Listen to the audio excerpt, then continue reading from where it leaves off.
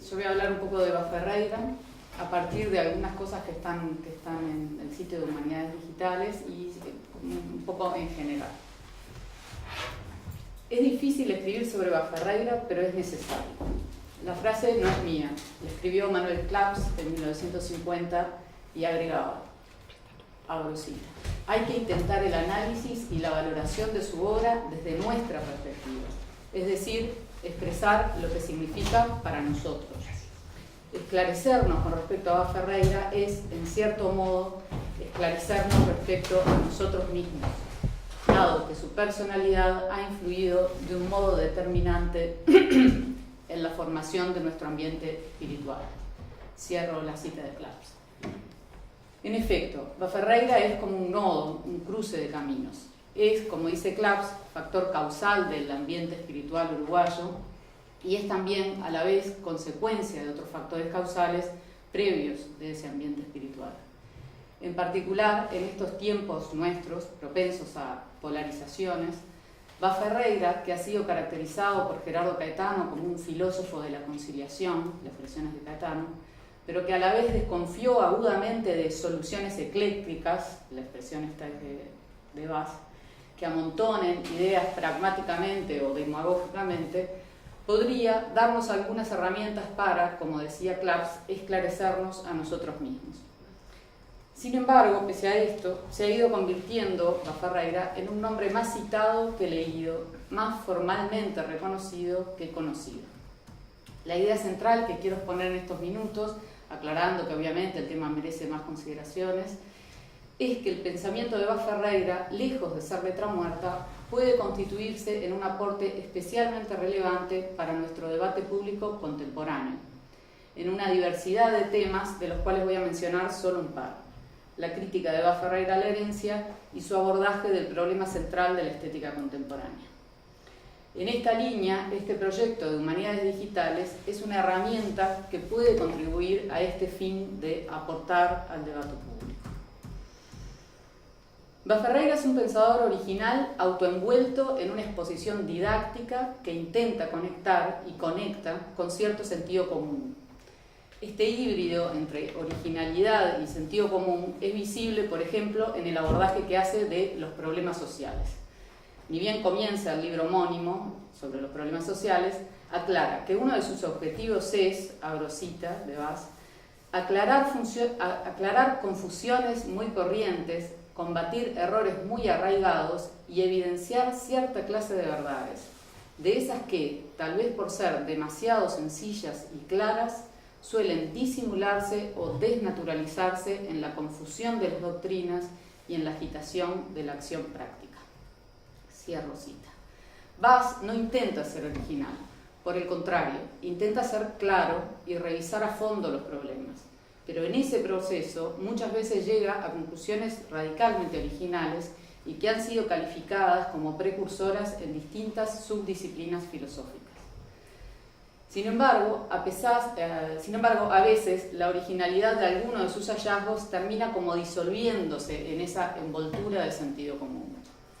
Creo que una de las tareas que tenemos quienes trabajamos la obra de Vaz es, en línea con lo que planteaba Claps, evitar que esto pase. Dentro de este enfoque, de esta línea de trabajo, he inscrito la crítica de Vaz a la herencia. En efecto, desde hace un tiempo en Uruguay se ha comenzado a debatir sobre el impuesto a la herencia. La crítica de Vaz a la herencia, insuficientemente conocida, resulta especialmente interesante porque, aunque la planteó hace ya un siglo, tiene cierta sintonía, tanto con algunos rasgos presentes en la experiencia internacional en este tipo de impuestos, como con las propuestas teóricas más recientes de economistas conspicuos como Anthony Atkinson. La crítica a la herencia no es un tema simpático, por usar un adjetivo usual en Vaz. Pero, pese a su talante pedagógico, o justamente a causa de él, Eva Ferreira no intenta ser simpático y nunca es demagógico. Parte de un sentido común, pero para revisarlo. Desde una perspectiva marciana se podría inscribir este enfoque, mutatis mutandis, en un proceso de racionalización del mundo de la vida, esta revisión que hace. Es en ese sentido que cuando Vaz subraya que el problema de la herencia ocupa un lugar central en los problemas sociales, porque hay, abro cita, demasiada desigualdad en el punto de partida, plantea cómo solo el embotamiento, en las expresiones de Bass, producido por la costumbre, impide a las personas sinceras, la expresión también es de Bass, darse cuenta de ello. Abro cita. Si alguno no lo sintiera, sería más bien porque la connaturalización con ese grado excesivo de desigualdad embota los sentimientos. Cierro la cita de Bass. La solución de Ferreira a este problema, muy esquemáticamente planteada, se basa en enfocarlo como un conflicto de derechos. Muy en su estilo, enfatiza una distinción entre dos tipos de actores: la generación presente y la generación pasada, dentro de los cuales están quienes reciben una herencia y quienes dejan una herencia. A partir de allí argumenta que no hay buenas razones para que alguien tenga derecho a heredar, en el sentido de que quien recibe una herencia, y hago la aclaración de que se concentra en la propiedad de la herencia como en formato de tierra, en particular tierra de producción, no hizo ningún mérito para obtenerla, y lo mismo vale para quien no recibe ninguna herencia.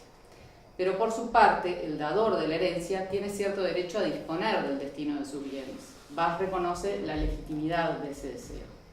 La conclusión de Bass es que deben tenerse en cuenta ambos derechos, el de la generación presente a tener un punto de partida menos desigual y el de la generación anterior a disponer de sus bienes. Pero no en pie de igualdad. Estos dos derechos no deben tomarse en pie de igualdad, porque, como en otras ocasiones en que hay conflicto entre dos derechos, se debe priorizar uno. Bass defiende el derecho de la parte más débil. Pero, como toma en cuenta ambos derechos, la propuesta de Bass es moderada. No propone la expropiación ni nada que se le parezca, sino limitar las grandes herencias, las herencias ilimitadas, dice él, de modo de tender a un mayor equilibrio. Abro cita. Se puede y aún se debe llegar a cualquier solución de conciliación razonable y justa, pero, y aquí subraya, no sobre la base del sacrificio total del derecho de los individuos actuales, de la generación presente, que es precisamente lo que hace el régimen presente, el régimen vigente en la época de Ferreira, que no se ha modificado sustancialmente. En este punto, Ferreira enfatiza algo que se ha plasmado tanto en la experiencia internacional como en algunas de las propuestas teóricas mencionadas: la distinción entre el derecho de los receptores de herencia y el derecho de los dadores de herencia. En efecto, distintas propuestas de impuestos a la herencia plantean que los gravados no sean los dadores de herencia, sino quienes las reciben. En este punto se hace visible que el impuesto a la herencia es un impuesto de espíritu netamente redistributivo, tanto que si la redistribución se da naturalmente, porque el dador de la herencia distribuye la riqueza heredada entre muchos herederos, el impuesto puede no tener efecto. En esta misma línea de reconocer y proteger el derecho de los dadores de herencia se pueden entender otras modulaciones en la experiencia internacional, como los mínimos no imponibles, las tasas progresivas, es decir, que se grave más a las herencias de mayor enjundia, ponderar cuando la herencia pasa directamente de padres a hijos versus otras relaciones de parentesco, etc.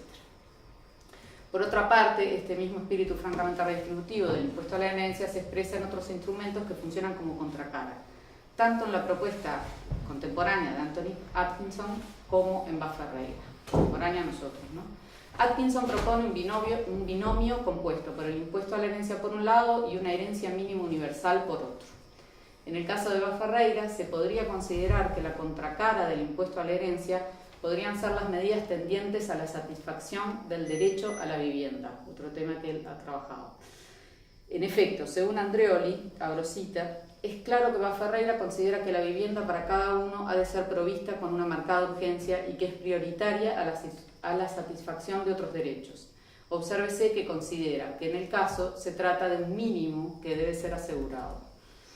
Los recursos necesarios, según se puede suponer del contexto de discusión, por lo menos parcialmente provendrían de las limitaciones a la herencia. Cierro cita. En resumen, las ideas de Bass están en línea tanto con la experiencia internacional de impuestos a la herencia efectivamente vigentes como con las propuestas de algunos teóricos contemporáneos sobre el punto. El segundo ejemplo que quería mencionar, lo voy a hacer muy brevemente, es como un tema en que el pensamiento de Bass puede constituirse en un aporte al debate público, es en torno a la estética de Ferreira. En este sentido es relevante lo que Bass dice, lo que no dice y lo que hace. De esto último, esta quinta en la que estamos, es la corporalización del muy fuerte interés de Bass por las artes y por la belleza natural, es decir, por los dos objetos originales de la estética. Hemos visto en la parte de presentación de Quinca. Este interés ha sido retratado elocuentemente por su hija, por la hija de Baferreira, Sara Baferreira de Echevarría, en un libro que está disponible en el sitio de Humanidades Digitales. El libro es Carlos Baferreira, Vida, Obra, Personalidad, donde le dedica un capítulo entero a esta relación sentida, diría Vaz, con las artes. En otro capítulo de ese mismo libro, esta quinta cobra vida como parque escolar familiar, también un tema que presentó. Parque escolar familiar. Familiar, le dice. No puedo desarrollar este tema aquí por una cuestión de tiempo. Lo he hecho en otros trabajos, solo voy a decir brutalmente la conclusión. El abordaje de Vaz de los problemas estéticos muestra de un modo ciertamente precursor, como lo ha hecho en otras subdisciplinas filosóficas, el problema que va a ser el central de la estética contemporánea, desde mediados del siglo XX. Él escribió a principios del siglo XX sobre estos temas. Bueno, tiene un proceso, pero este tema se configura como tema central en la estética contemporánea desde mediados del siglo XX, y es el tema de la definibilidad del arte. ¿Qué es el arte? Y si se puede contestar a esa pregunta, por decirlo brutalmente. Es decir, que muestra cabalmente y avant la lettre la complejidad de un problema que al día de hoy permanece irresuelto. El pensamiento de Baferreira, que se dio en un magisterio relativamente solitario, no ha sido objeto de un trabajo continuado que diera lugar a algo así como una tradición. Abro una cita de Andreoli. La generación de tradiciones no se decreta, pero aún el ejercicio del parricidio requiere de la práctica de la memoria, de la interpretación y eventualmente crítica del propio pasado. Esto lo decía hace una veintena de años Miguel Andreoli, en la introducción a una compilación de trabajos que también está disponible en el sitio de Humanidades Digitales. Es un conjunto de ensayos sobre Baferreira compilado en 1996, que incluye trabajos de Ardao, de Claps, 15 trabajos más o menos, y además de representar también un esfuerzo de reunión de algunos integrantes de la diáspora como Carlos Pereda y Javier Sasso. En esta línea, la situación actual del estudio de Baferreira a nivel nacional se podría caracterizar sumariamente como heredera de una recepción crítica entrecortada. Por una parte, Baferreira, como sabemos, como también ya se dijo, ejerció la docencia directa marcando a generaciones de estudiantes y sostuvo una participación en el debate público mediante, por un lado, innumerables conferencias abiertas a todo público y por otro lado, ejerciendo una influencia sobre los asuntos políticos del país. Vaz fue un referente importante para el primer vallismo, admiración no completamente correspondida, pero que llegó a tomar forma de ley en 1913, por única vez, con la ley del divorcio por sola voluntad de la mujer. Pese a esta influencia más directa, no llegó a formarse un círculo de discípulos aventajados que pudieran continuar críticamente el pensamiento del filósofo, no tan nutrido y continuado como podría haber sido. Fue sí estudiado posteriormente con rigor y dedicación por intelectuales tan destacados como Ardao o Manuel Claps. Pero esa recepción crítica sufrió un nuevo hiato con la dictadura cívico-militar de los años 70. En los últimos 20 años ha habido algunos intentos por empezar a suturar esa brecha y más en general profundizar en el estudio de quién es no solo el fundador de la filosofía en Uruguay, nuestro mayor filósofo, como repetidamente nos referimos a él, sino un autor cuyas ideas fueron ciertamente precursoras en diversas áreas, como ha sido reconocido por investigadores dentro y fuera del país. Estos intentos de profundización han sido sobrios en cantidad, pero destacados en la profundidad teórica que se ha alcanzado puntualmente. Por citar algunos mojones, la compilación de trabajos de 1996, que recién cité, y la serie de publicaciones en ocasión de los homenajes a 50 años de la muerte de Baferreira en 2008, en una serie de 4 libros que se coeditaron entre la Facultad de Humanidades y la Biblioteca Nacional. Fuera de Facultad de Humanidades, Gerardo Caetano, por ejemplo, ha trabajado sobre Vaz y el cruce entre filosofía y política. Su último trabajo, creo, hasta donde sé, es de 2013, es muy interesante también en ese ámbito. Sin embargo, luego de esta oleada de homenajes parece haberse vuelto a cierta quietud. El propio Vaz fue agudamente consciente de algunos problemas de la recepción crítica local. Abro cita. Un libro cae en este país como una piedra en el agua. Un minuto después se ha hundido, toda huella se borra. Se extiende sobre esto, no lo voy a leer. Por otra parte, a nivel internacional, la situación es ambigua. La obra de Bas no pasó completamente desapercibida. Prueba de ello es su inclusión en obras de referencia de tipo enciclopédico a nivel internacional, como consta en una decena de entradas de la bibliografía. Esto no. Más rutilantes son declaraciones como las de Unamuno, que son más conocidas, ¿no? Abro cita de Unamuno. Usted, el que le escribe a Bas, dice: usted es un pensador que podría ser importante en cualquier parte. Lo que le falta es el pedestal. Algo parecido afirma en nuestros días el jurista español Manuel Atienza, que abro cita de Atienza: una obra como la de Bas Ferreira gozaría de mucha mayor presencia en los medios universitarios de nuestros países, los del mundo latino, si se hubiese escrito, por ejemplo, en Harvard. Cierro cita. La obra de Bas ha circulado insuficientemente fuera del país, pero, abro cita de Pereda, extrañamente, cada vez que alguien lo lee, lo encuentra interesantísimo, afirma Carlos Pereda, filósofo uruguayo radicado y ampliamente reconocido en México, quien concluye que son, abro cita, buenos tiempos para leer a Bas Ferreira porque es un pensador de los matices. Aunque nunca hubiera sido un posmoderno, sigue diciendo Pereda, esto que los pensadores posmodernos han subrayado acerca de un cierto hartazgo de las ideologías fuertes, de las doctrinas demasiado abarcadoras, hace un lugar y un momento muy propicio para leer este pensamiento, que nunca intenta decir algo sin ninguna restricción, sino que siempre que hace una afirmación, al mismo tiempo introduce posibles objeciones. Voy a saltar unas partes.